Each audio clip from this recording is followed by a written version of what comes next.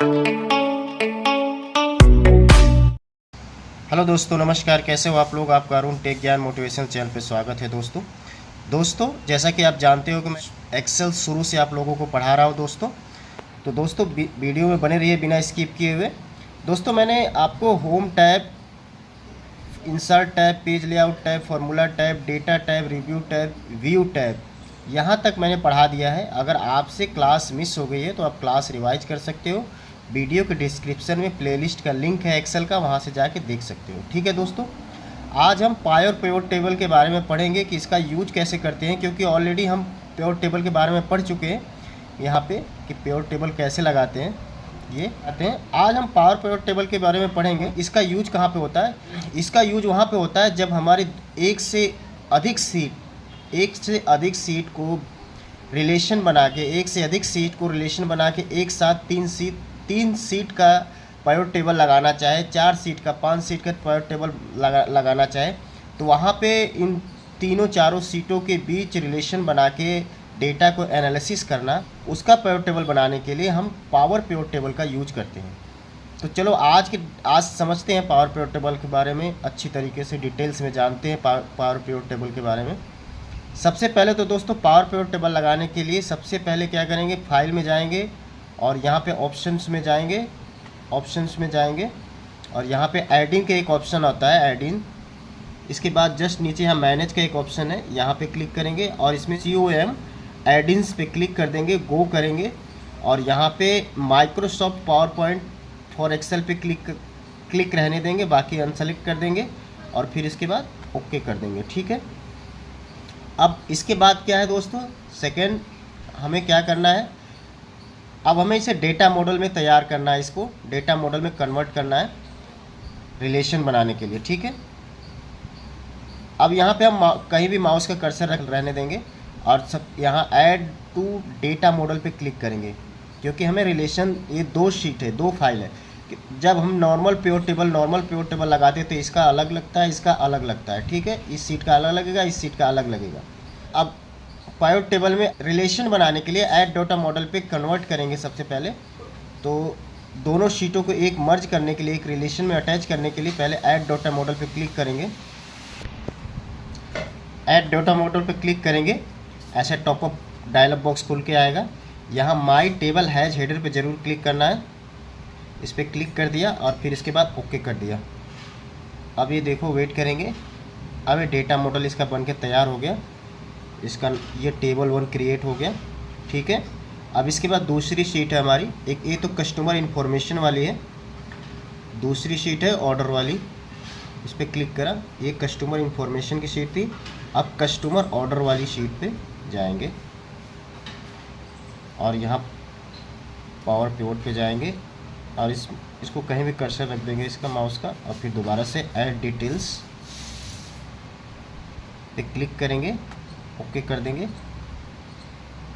ये दूसरा ऑर्डर बनके, दूसरा टेबल बनके तैयार हो गया। ठीक है, इसका दूसरा मॉडल बनके तैयार हो गया टेबल 2 के नाम से।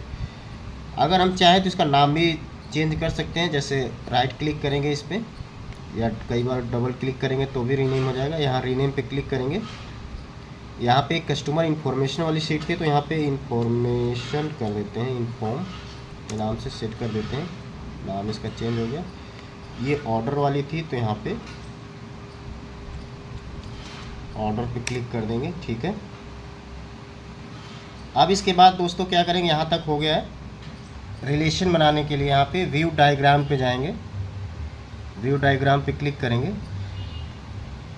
ये दोनों, एक इन्फॉर्म के नाम से टेबल बनाई थी और एक ऑर्डर के नाम से जो अभी रीनेम करा था, ये दोनों हमारी जो शीट है, एक इन्फॉर्म के नाम से, एक ऑर्डर के नाम से। अब ये दोनों के बीच रिलेशन क्रिएट करना है तो इसमें ये देखना हमें होता है कि कौन सा कॉमन है। जैसे कस्टमर आईडी इसमें भी है, कस्टमर आईडी इसमें भी है, दोनों सेम है, तो इससे हम रिलेट कर सकते हैं। यहाँ पे हम इसको ले जाके माउस का राइट लेफ्ट क्लिक करके प्रेस करके इसमें टच कर देंगे, ये रिलेशन बिल्ड हो जाएगा, रिलेशन बन जाएगा। अब इसके बाद डेटा व्यू पे क्लिक करेंगे, डेटा व्यू पे जैसे क्लिक करेंगे आप पिवट टेबल में आ जाए। डेटा व्यू क्लिक करने के बाद इसमें तो रिलेशन बन गया, इसके बाद पिवट टेबल बनाएंगे। पिवट टेबल पे क्लिक करेंगे, पिवट टेबल पे इसके बाद यहाँ पे पूछ रहा है न्यू वर्कशीट पे क्रिएट करना है शीट को या एग्जिस्टिंग पे, तो हमें न्यू वर्कशीट पे क्रिएट करना, ओके कर देना है। तो दोस्तों यहाँ से आप देख पा रहे हैं कि दोनों टेबल यहाँ पे आ गई है, टेबल 1 टेबल 2।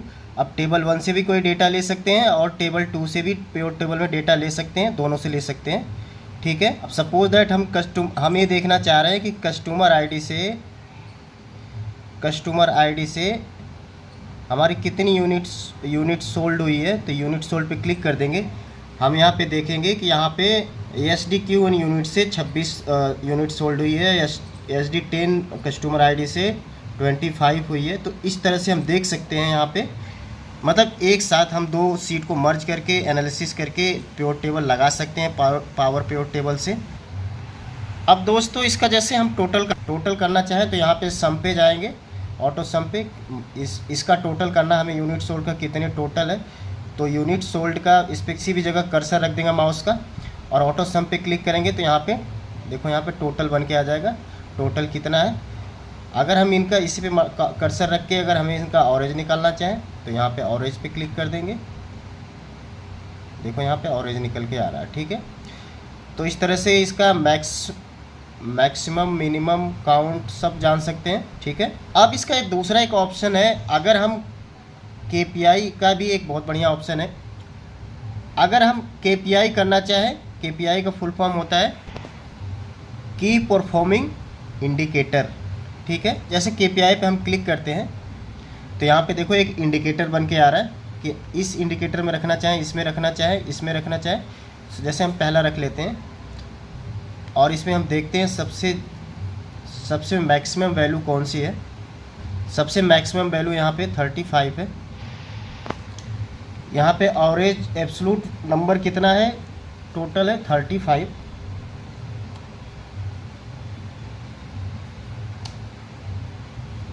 हम चाह रहे हैं कि जो 10 से नीचे हो, 10 के बराबर हो, वो रेड कलर में आए, और जो 28 हो वो येलो कलर में हाईलाइट हो, और जो 28 से ऊपर हो, 28 की जगह मैं लिख देता हूँ 25 हो, येलो कलर में आए, और जो उससे ऊपर हो ग्रीन कलर में आए, ठीक है।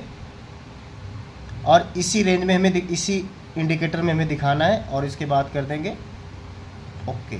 अब इसके बाद हम चलेंगे प्योर टेबल पे। इसके बाद हम टेबल 2 में चलेंगे। यहाँ देखेंगे ऑरेंज ऑफ यूनिट सेल्ड, ये ऑप्शन आ रहा है, इस पर क्लिक करेंगे। यहाँ पे स्टेटस आ रहा है, स्टेटस पे क्लिक करेंगे। आप देखोगे दोस्तों यहाँ पे इसका ऑरेंज लग गया है। अगर 25 से ऊपर है तो ग्रीन कलर में आ रहा है, 25 पे है तो ग्रीन कलर आ रहा है, 21 पे है तो येलो कलर में आ रहा है। मतलब 25 से नीचे है तो येलो कलर में आएगा, 25 या 25 से ऊपर है तो ग्रीन कलर में आएगा। अगर कोई वैल्यू 10 से नीचे हो, कोई वैल्यू 10 या 10 से नीचे हो तो उसका रेड कलर आएगा। तो इसमें कोई वैल्यू 10 से नीचे नहीं है तो रेड कलर नहीं आ रहा है, ठीक है दोस्तों। इसका मतलब ये है कि हमारी जो यूनिट है, जो हमारा जो आउटलेट है, वो प्रॉफिट में है और सही काम कर रहा है, ठीक है। तो यहाँ से हम KPI भी लगा सकते हैं, की परफॉर्मेंस इंडिकेटर भी लगा सकते हैं। तो पावर प्योर टेबल का दोस्तों हमने यहाँ पे KPI के बारे में समझा कि KPI कैसे लगा सकते हैं, ठीक है। तो पावर प्योर टेबल में दोस्तों यही खूबसूरती है कि हम एक साथ 2 सीट 3 सीट 4 सीट एक साथ मर्ज करके रिलेशन बना के उनको पावर टेबल में कन्वर्ट करके एक डेटा एनालिसिस कर सकते हैं, और उसके साथ हम की परफॉर्मेंस इंडिकेटर भी लगा सकते हैं, ऐसे इस तरह से लगा सकते हैं, ठीक है दोस्तों। तो यहाँ तक दोस्तों वीडियो में बने रहने के लिए आप लोगों का बहुत बहुत धन्यवाद दोस्तों। आज एक्सेल की पूरी क्लास ख़त्म हो गई, ठीक है। मैंने home tab, insert tab, page layout, formula tab, data tab और आपको पावर प्योर टेबल तक पढ़ा दिया दोस्तों। नेक्स्ट क्लास में हम नई वीडियो में नई जानकारी के साथ मिलेंगे दोस्तों। अगर आप मेरे चैनल पे नए हो या अभी तक आपने चैनल सब्सक्राइब नहीं करा है तो प्लीज़ चैनल को सब्सक्राइब कर लीजिए। अगर वीडियो अच्छी लगी हो तो वीडियो को लाइक करो, अपने रिलेटिव अपने दोस्तों को शेयर करना ना भूले दोस्तों, जो कंप्यूटर सीखने में इंटरेस्टेड हो। Thank you so much for watching this video. Thank you.